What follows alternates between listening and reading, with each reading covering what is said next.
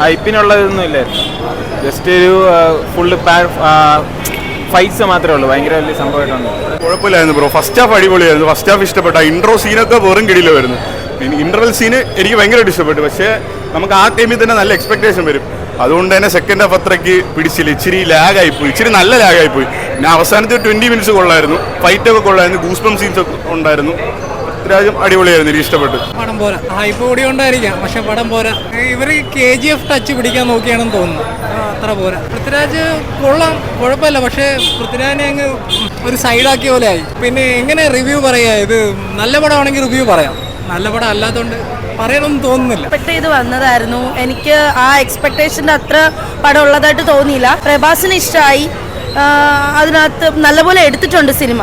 അല്ലാതെ എനിക്ക് ഭയങ്കര സംഭവമായിട്ട് തോന്നിയില്ല. പൃഥ്വിരാജിന് വലിയ റോൾ ഉള്ളതായിട്ടൊന്നും തോന്നിയില്ല. എനിക്ക് പ്രഭാസിനെ മാത്രമാണ് ഇഷ്ടമായത്. പ്രതീക്ഷിച്ച അത്ര ഉള്ള ഒരു സംഭവം അതിൻ്റെ അതില്ല. പ്രഭാസ് ഉണ്ട് ത്രൂ ഔട്ട്. പുള്ളിക്കാരൻ ആദ്യ പുരുഷനുണ്ടാക്കിയ ഒരു ചീത്തപ്പേര് ഇതിൽ നന്നായിട്ട് മാറി കിട്ടും, അത് ഉറപ്പാണ്. Because he have done excellent job.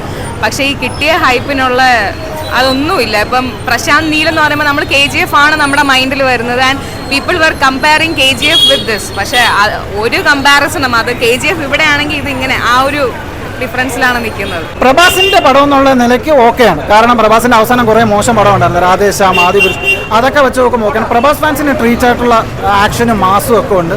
പക്ഷെ പടം മൊത്തമായിട്ട് നോക്കുമ്പോൾ നമുക്കൊരു ആവറേജ് എന്നൊക്കെ പറയാൻ പറ്റും. കാരണം ഇവർ വേറൊരു വേൾഡാണ് ബിൽഡ് ചെയ്തേക്കുന്നത്. ഖാൻസാർ എന്ന് പറഞ്ഞിട്ട് പക്ഷെ നമുക്ക് ആ ഖാൻസാർ കാണുമ്പോൾ KGFന്റെ ആ പല സാമ്യമായിട്ടൊക്കെ തോന്നും. ഇതിൽ കുറേ നല്ല മൊമെന്റ്സ് ഉണ്ട്. അതായത് ഒരു പ്രഭാസിന്റെ ഫസ്റ്റ് ഹാഫിലുള്ള ഒരു ഫൈറ്റ്, ഇന്റർവൽ ബ്ലോക്ക്, ഇതിന്റെ ക്ലൈമാക്സിൽ കൊണ്ടുവന്ന ഒരു ട്വിസ്റ്റ്, അതൊക്കെ കൊള്ളാം. പക്ഷെ 3 മണിക്കൂർ പടത്തിൽ ഒരു നമുക്ക് എടുത്തു പറയാനുള്ള മൊമെന്റ്സ് 1 മണിക്കൂറേ കാണുള്ളൂ. ബാക്കി ഒരു 2 മണിക്കൂർ ഭയങ്കരമായിട്ട് ഇവർ ബോറടിപ്പിച്ചാണ്. ഭയങ്കര ലാഗും. പടം നല്ല പടമാണ്, പൊതുവെ ഓവറോൾ നല്ല പടമാണ്.